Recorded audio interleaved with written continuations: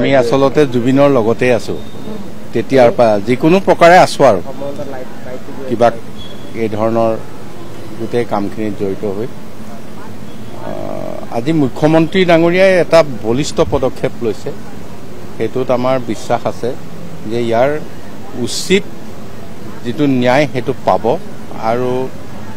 দোষীৰ উপযুক্ত শাস্তি হ'ব গতিকে তাত কোনো ধৰণৰ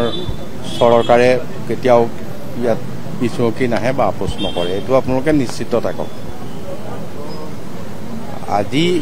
ইয়ালৈ মই মাননীয় মুখ্যমন্ত্ৰীৰ এক বাৰ্তা লৈ আহিছিলোঁ তেখেতৰ পিতৃ মোহিনী মোহন বৰঠাকুৰ তেখেতলৈ